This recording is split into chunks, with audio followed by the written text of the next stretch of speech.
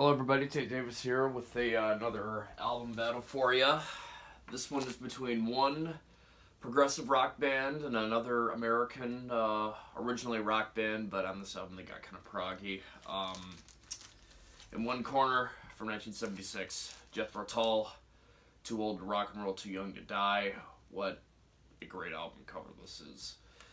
And then on the other hand, Frigid Pink, Earth Omen. Cannot say enough good about this album. This is the Long Lost Uriah Heep album from 1972. Let's go ahead and go with this one first. So, Frigid Pink, Earth Omen. Third album by the Detroit-based hard rock band Frigid Pink.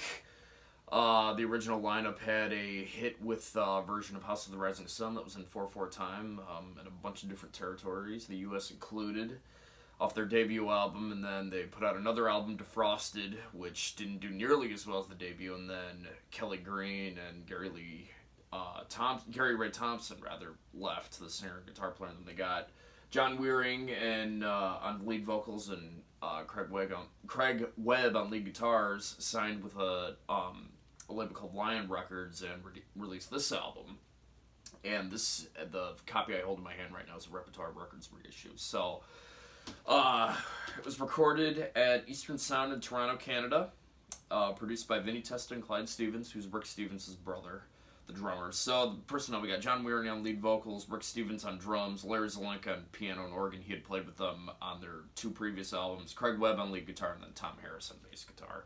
So there's the guys in the band right there. Love the album cover. Design and photography done by Ron Raffaelli, and liner photo done by Jim Price. So that's cool there. So side one opens up really strong with a tune called Miss Evil. Really great organ intro from Larry Zelenka, and really great vocals by John Wearing. Again, just a great way to open up an album. Side one, Sailor. Dun, dun. Just a great 6/8 time rocker. Great vocals by John Weir, and great guitar solo by Craig Webb. Holy crap. Side one, track 3, the title track, Earth Omen. One of my old bands actually attempted to do this song in a rehearsal, and we're like, we'll try it for later, and we never did. But it's awesome. Oh Lord. Oh Lord, oh Lord, look what we done. Great song, great song. And then finishing off side one, Lazy Day, just another lazy day. Really nice folky tune, really sweet way to end off side one. One of the strongest album sides from an obscure band that I've ever listened to, I think. This is a really strong album side. Not that side 2 is anything to sneeze at either. Side 2 opens up with Train Woman, a great bluesy rocker, great drum fills by Rick Stevens on this one. Eternal Dream, a great ballad. The contrast is so great. There are quiet moments and then there are really loud moments. Really great drumming by Rick Stevens in this one. New Horizon, probably my least favorite song on the album. This does not make it a bad tune whatsoever. Really great, kind of like the Latin funky percussive feel to it. It's really nice. Rainbow Rider, the Beatles' tune on it. I dig that a lot. It's really catchy. And then side 2, finishing off with the really proggy and really excellent Mr. Blood. My name is Mr. Blood. Really, overall, a really strong album. Sounds a lot like Uriah Heep. It is the Long Lost Uriah Heep album, in my opinion, but my favorite Frigid Pink album. The two that came before are nothing to sneeze at. They sound a bit different, but they're really great as well. The one that came after, All Pink Inside, is really great, and their most recent ones are really good as well. So Frigid Pink never had a bad album. All Pink Inside is not my favorite, but it's still decent. But this is a very strong album. If you have not heard this, and I know many of you watching probably haven't heard of this, listen to it. If you like Uriah Heep, you'll like this. And over in this corner, got Jethro Tull.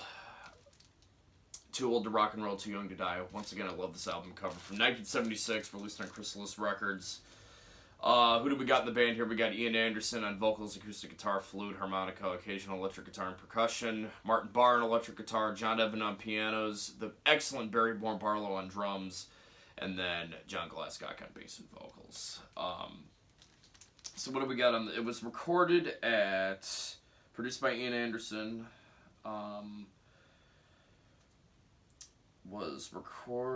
It does not say where it was recorded.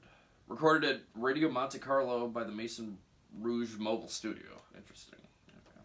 5-Star Publishing Limited. All songs published by. Cool. So side 1, Quiz Kid. Pretty strong tune to open up the album. Love the vocals by Ian Anderson in this one. Crane's Institution.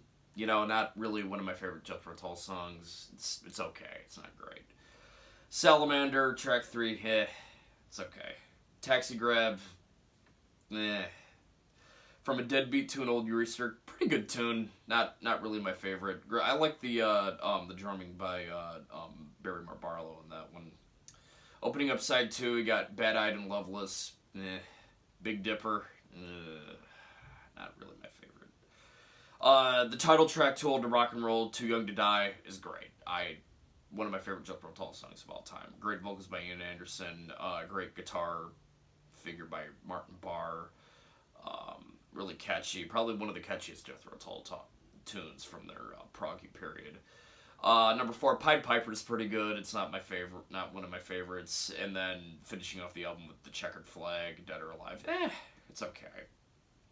So, as you can see, this is probably my least favorite Jethro Tull album. It's okay.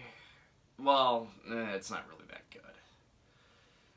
It was kind of I think it's Ian Anderson's attempt at trying to write about a rock star who's old and washed up, trying to remain relevant, and it just doesn't work, I don't think. The story is kind of hard to follow. It's too acoustic driven.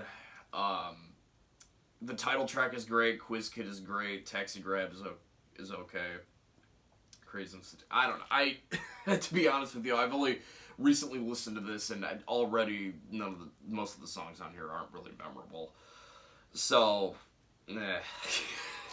this is nothing compared to, This Was, Stand Up, Benefit, Aqualung, Thick as a Brick, Passion Play, War Child, Now, granted, they would redeem themselves later in the decade with Stormwatch and Songs from the Wood, Heavy Horses, and Stormwatch, and a little bit in the 80s. But overall, this is just not as good. So the time has come in the program where I need to pick which one I would rather take to a Desert Island with me. This is a first round KO to Frijid Pink.